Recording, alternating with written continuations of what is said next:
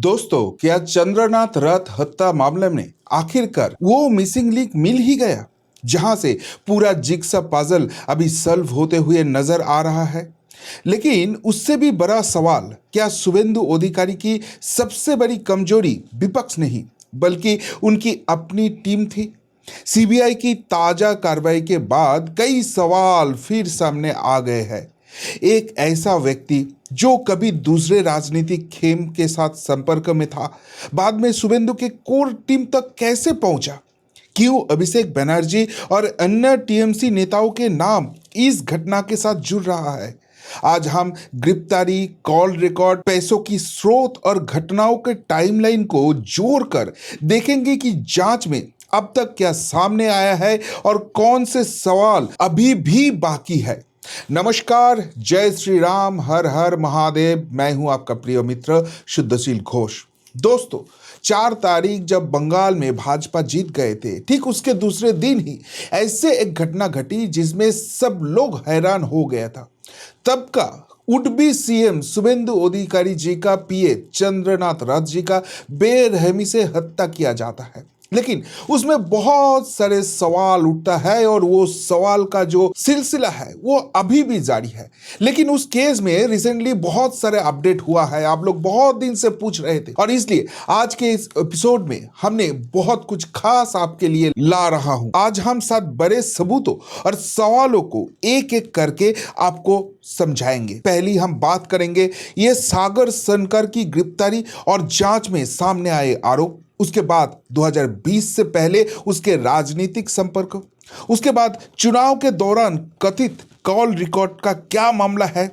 दिसंबर 2025 से शुरू हुई कथित साजिश की सारे टाइमलाइन, हत्या के बाद की राजनीतिक गतिविधियों और 40 लाख के कथित सुपारी के पैसों के सवाल। और ये सारे सवाल ही ये सवाल उठा रहा है, क्या ये केवल एक हत्या थी या किसी बड़े नेटवर्क की जांच की हिस्सा। दोस्तों, इस केस को अहमियत को समझ के ये केस बहुत पहले ही पुलिस के हाथ से लेकर सीबीआई को दिया गया था, और सीबीआई ने इसके लिए एक स्पेशल टास्क फोर्स बनाया जिसने उत्तर प्रदेश से बहुत सारे अरेस्ट इसके पहले किया था। लेकिन वो सारे कॉन्ट्रैक्ट किलर था, मतलब उसको किसी ने सुपारी दिया था और उन्होंने वो काम एग्जीक्यूट किया था।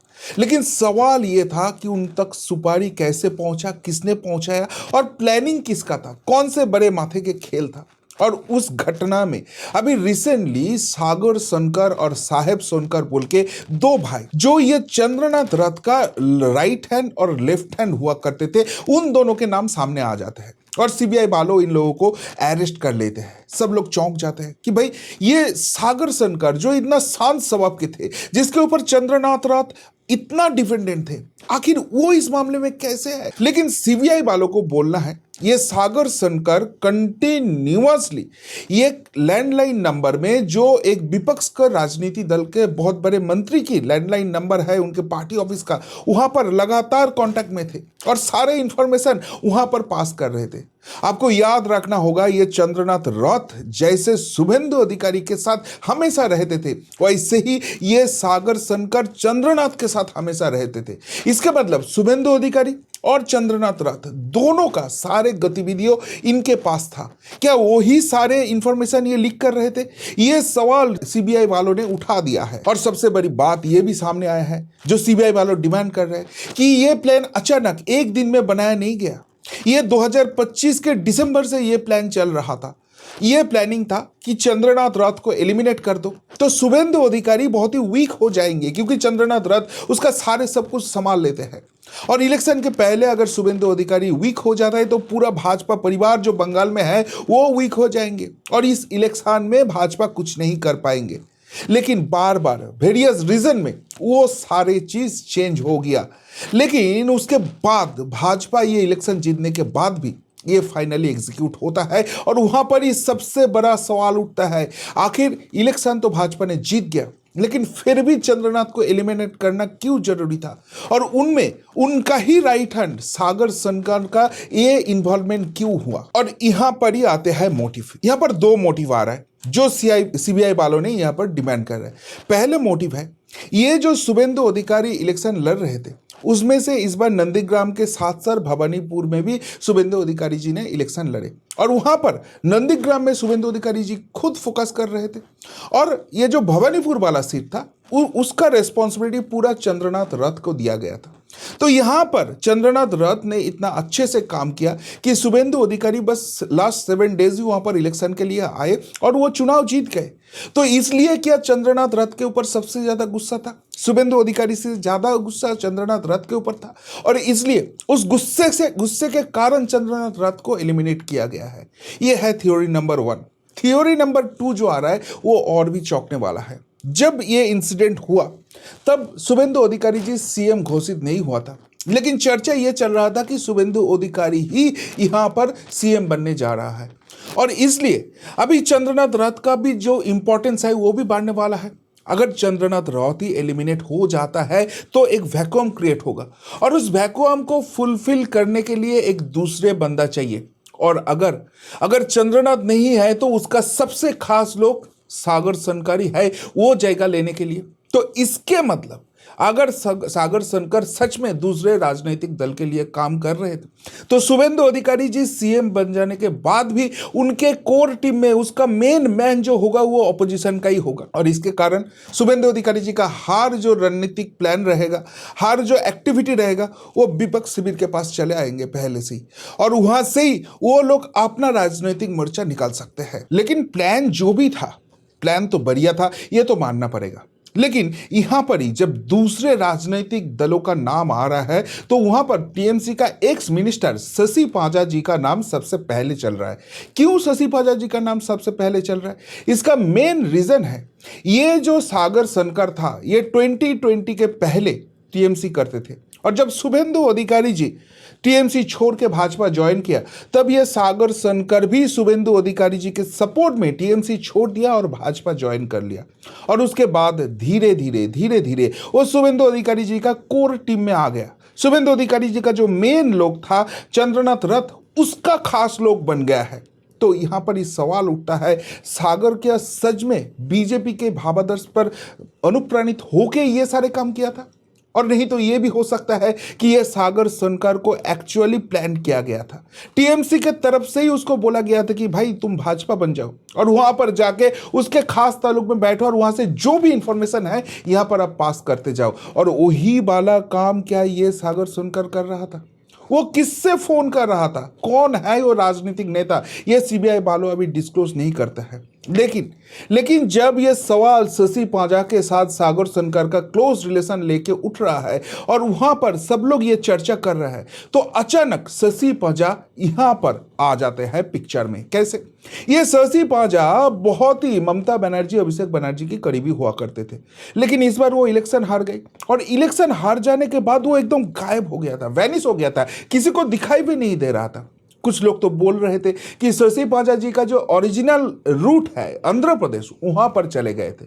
लेकिन जब ये सागर सनकर अरेस्ट हो गया, उनके साथ शशि पांजा का ये पिछले कनेक्शन सामने आ गया है, तब हम देखते हैं कि अचानक से शशि पांजा कलकत्ता में प्रकट हो जाता है और उनके बाद अभी जो अच्छे तृणमूल बने हैं, जो एनसीपीआई गुट है, उनका जो लीडर है काकोली घोष दस्तीदार, उनके साथ मीटिंग करते हुए दिख रहा है और ये भी मीडिया में न्यूज़ फैला जाता है कि शशि पांजा अभी ममता वाली तृणमूल छोड़ रही है और उसके बाद ये एनसीपी पार्टी ज्वाइन कर रहे हैं काकोली घोष दस्तीदार की लीडरशिप में। अब यहाँ पर एक अफवाह ये भी है कि अगर आप कुछ भी कर लो, लेकिन अगर आप अच्छे तृणमूल बन जाओ और ये ऋतुव्रत वाला गुट है या काकोली वाला गुट है, यहाँ पर आप घुस जाओ तो आपके अगेंस्ट कोई भी कार्रवाई नहीं होगा, क्योंकि भाजपा को अभी 2/3 मेजोरिटी चाहिए, इसलिए इन लोगों के ऊपर डिपेंडेंसी है।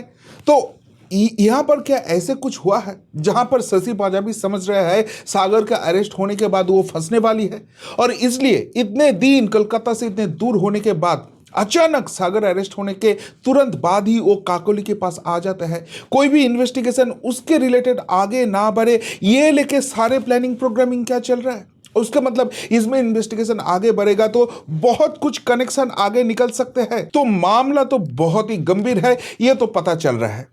तो दोस्तों अभी आपको धीरे धीरे समझ आ रहा है यहां पर मिस्ट्री कितना गंभीर तक है, लेकिन बात यहां पर खत्म होता नहीं है।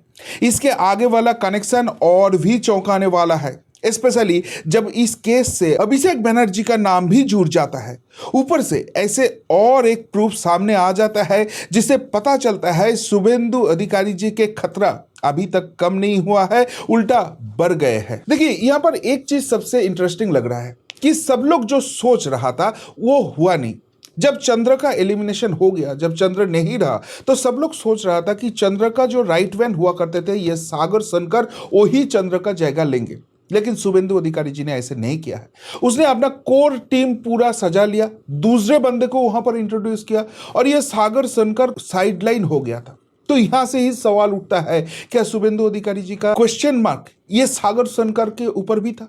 एक दूसरे थियोरी भी आ रहा है, क्योंकि चंद्रनाथ रथ का जैसे उसके घर के बहुत ही नजदीकी जगह में हत्या हुआ है, जैसे उसका पूरा ट्रैक चेक किया है, जैसे वहां पर पूरा रेकी करके उनको किलिंग करके निकल गया किलर्स, तो उसके मतलब शुभेंदु अधिकारी जी को समझ में आ गया था कि चंद्रनाथ रथ का सारे जो गतिविधियां है वो विपक्ष शिविर तक, जिसने ये किलिंग का प्लानिंग किया था, वो तक पहुंचा रहा है उनके ही खास कोई लोग, और इसलिए अपने कोर टीम के ऊपर उनका सवाल उठ गया था, इसलिए किसी को भी नजदीक नहीं आने दिया है। और शुभेंदु अधिकारी जी का वो फैसला क्या करेक्ट था? क्योंकि अगर सच में सागर ने ऐसे काम किया है तो सवाल यहां पर उठ रहा है वो काम वो अकेला नहीं कर सकता है। उनके पीछे ऐसे कोई पावर हाउस है जो शुभेंदु अधिकारी का बराबर लेवल का है, नहीं तो इतना बड़ा काम वो नहीं कर सकते थे। और यहां पर ही सबसे आगे नाम आ रहा है अभिषेक बनर्जी का, जो सबको चौंका रहा है। क्यों अभिषेक बनर्जी का नाम आ रहा है? अभिषेक बनर्जी का नाम आने का पहला रीजन है, अभिषेक बनर्जी ने एक बार बयान दिया था, করবো তাদেরকে বলবো রথটা সযত্নে রাখবেন, তার কারণ উল্টো রথ করে আবার ওটা এখানেই ফিরে যেতে হবে। করবো তাদেরকে বলবো রথটা সযত্নে রাখবেন, তার কারণ উল্টো রথ করে আবার ওটা এখানেই ফিরে যেতে হবে। कि जैसे रथ होता है तो ऐसे उल्टा रथ भी होता है, और उसके मतलब रथ के ऊपर कुछ रिवेंज लेने का वो बात कर रहे थे बंगाली में। अब देखिए ये रथ यात्रा जो होता है वहां पर जगन्नाथ देव जी का जो प्रोग्राम है, पूजा है, वो सब लेके है, तो वो रिलेटेड भी ये चीज हो सकता है। लेकिन आप और भी एक चीज देख लीजिए, चंद्रनाथ रथ जी का जो सरनेम है वो भी रथ है, तो उसके मतलब ये रथ अभी भवानीपुर में आया है, पूरा इलेक्शन मैनेजमेंट कर रहा है, और अगर यहाँ पर गलती से कुछ उल्टा सीधा रिजल्ट हो जाएगा तो ये रथ उल्टा रथ हो जाएगा, मतलब उसके लिए कुछ खराब होने वाला है। इंडिकेशन के अभिषेक बनर्जी वहां पर ही छोड़ दिया था। ये सवाल अभी बंगाली मीडिया में उठ रहा है और उठना भी चाहिए। और इस इन्वेस्टिगेशन में और भी दो बड़े चीज सामने आता है। ये जो कॉन्ट्रैक्ट किलिंग हुआ है, तो जो किलर था उसने मान लिया है कि उनको इसके लिए 40 लाख रुपए दिया गया है।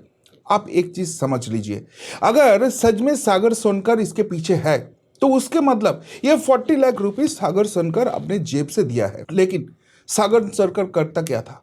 वो एक सामान्य भाजपा कर्मी था और शुभेंदु अधिकारी जी का ऑफिस में काम करते थे, तो उसका सैलरी कितना हो सकता है? जिसके पास इतना कम सैलरी होगा वो एक साथ आराम से 40 लाख रुपए कैसे जुटाया? और ऊपर से ये जो कॉन्ट्रैक्ट किलिंग वगैरह वगैरह जो भी करना था उसके लिए डार्क वेब का भी यूज किया था, तो सो दैट जो एक्चुअली कॉन्ट्रैक्ट दिया है वो तक ये इन्वेस्टिगेटर कभी पहुंच ही नहीं पाएगा। तो इतना दिमाग लगाने वाला काम अगर कोई कर पाएगा तो वो क्या सामान्य एक राजनीतिक कर्मी होके एक पॉलिटिकल लीडर के ऑफिस में उनका मेन लोग के अंडर काम करेगा? सवाल यहां पर उठ रहा है। दूसरी बात यह है, देखिए तब तक ये डिसाइड नहीं हुआ था कि शुभेंदु अधिकारी जी यहां पर सीएम बन रहा है, लेकिन वही सीएम बनने के दौर में सबसे आगे था। तो इसके मतलब तब अगर सच में शुभेंदु अधिकारी जी सीएम बन जाता है तो चंद्रनाथ रथ का जो गतिविधियां है वो और भी इंपॉर्टेंस मिलने वाला है, और वहां पर चंद्रनाथ रथ जी का हत्या होता है तो वो सीधे सीएम शुभेंदु अधिकारी जी से पंगा लेने का बात है। कोई आम आदमी जो उनके ही अंडर काम करता है इतना बड़ा रिस्क ले पाएगा एक मुख्यमंत्री के अगेंस्ट पंगा लेना? तो अगर उसके पीछे कोई बड़े पावर हाउस का सपोर्ट है जो शुभेंदु अधिकारी का बराबर लेवल का है, उसका एडमिनिस्ट्रेशन पावर, उसके मानी के पावर, सब कुछ उस लेवल का अगर होगा तभी कोई बंदा इतना बड़ा रिस्क ले सकता है। और यहां पर ही सवाल उठ रहा है कि शुभेंदु अधिकारी जी के बराबर लेवल का उतना पोटेंशियल लेने वाला, उतना हिम्मत लेने वाला नेता और कौन है?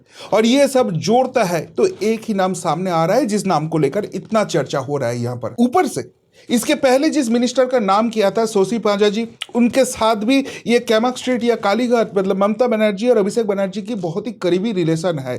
तो मतलब चेन क्या ऐसे था कि शुभेंदु अधिकारी के ऑफिस में क्या हो रहा है, चंद्रनाथ रथ जी क्या कर रहा है, वो सारे अपने फ़ोन से, ये शशि पांजा जी के लैंडलाइन में फ़ोन आता था, वहाँ पर सारे इन्फॉर्मेशन दिया जाता था और उसके बाद ये इन्फॉर्मेशन और भी कई बड़े जगह में पहुँचते थे। सवाल यहाँ पर उठ रहा है, सीबीआई वालों अभी कुछ नहीं डिस्क्लोज कर रहा है, लेकिन जैसे जैसे पैटर्न रिवील हो रहा है तो लोग तो इसके ऊपर सवाल उठाना शुरू कर दिया है। लेकिन अब एक मजे के बात देखिए, टीएमसी हमेशा से बंगाल में किसी भी प्रकार सीबीआई इन्वेस्टिगेशन के खिलाफ था, लेकिन जब चंद्रनाथ रथ जी का हत्या होता है तो तुरंत बाद टीएमसी ने खुद ही सीबीआई जांच की मांग की थी। ये तो उनके सामान्य व्यवहार से बिल्कुल विपरीत था। तो क्या ये खुद को बचाने के लिए एक प्रोएक्टिव स्ट्राइक थी? लेकिन अब जब अभिषेक बनर्जी या शशि पांजा को लेकर चर्चा चल रहा है तो क्यों टीएमसी का कोई ऑफिशियल बयान नहीं है? लेकिन परंतु अगर आप सोच रहे हैं कि ये जो किस्सा था यहाँ पर ही खत्म हो गया, तो आपको चौंकाने वाला और एक मोस्ट इंपॉर्टेंट केस यहां पर बचा रहा था। आपको याद है कुछ दिन पहले ही मैंने एक इंसिडेंट आपके सामने लाया था, जहां पर मैंने बोला था कि बर्धमान से एक आईएसआई हैंडलर जो पाकिस्तान से जाके ट्रेनिंग लेके आया था, वो अरेस्ट हो गया था। और सबसे मजे की बात है, उसके बाद उसके पास शुभेंदु अधिकारी जी के रिलेटेड सारे गतिविधियों के सारे दलील दस्तावेज था। तो इसके मतलब शुभेंदु अधिकारी जी को एलिमिनेट करना, उसके हार्म पहुंचाना, वो वाला जो प्रोजेक्ट है वो अभी तक ड्रॉप अप नहीं हुआ है। एक बड़ा सा शक्ति है यहाँ पर जो चाहता है शुभेंदु अधिकारी जी एलिमिनेट हो जाए। लेकिन उससे भी बड़ा सवाल यहाँ पर खड़ा होता है कि ये जो सारे इंफॉर्मेशन है शुभेंदु अधिकारी सीएम का एक्टिविटी, ये बहुत ही सेंसिटिव इंफॉर्मेशन है। बहुत ही गिने चुने लोगों के पास ये इंफॉर्मेशन होना चाहिए। अगर ये इंफॉर्मेशन ये आईएसआई हैंडलर के पास पहुंचते हैं तो उसके मतलब शुभेंदु अधिकारी जी का जो क्लोज सर्किट है वहां से ये इंफॉर्मेशन लीक हो रहा है।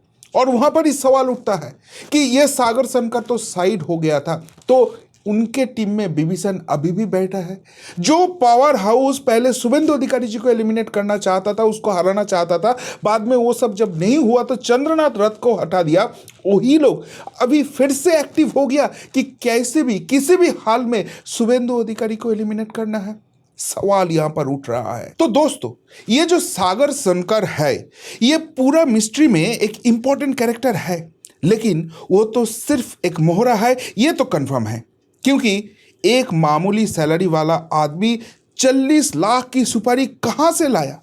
और इससे सवाल उठता है कि अब बंगाल की राजनीति में अब बीजेपी को हराने के लिए कॉन्ट्रैक्ट किलिंग ही आखिरी रास्ता बचा है। इस बार शुभेंदु अधिकारी तो बच गए, लेकिन क्या उनके आसपास के विभीषण अब भी सक्रिय है? तो आगे और भी ऐसा कोशिश लिया जाएगा और रुकने के लिए ये मामला सागर को छोड़कर उसको जिसने इस्तेमाल करके इतना घिनौना हरकतें किए हैं वहां तक पहुंच पाएगा? आपका राय जरूर कमेंट बॉक्स के कमेंट करके डालिए। अभी के लिए इतना ही, फिर मिलते हैं बहुत जल्दी। नमस्कार, जय हिंद, वंदे मातरम।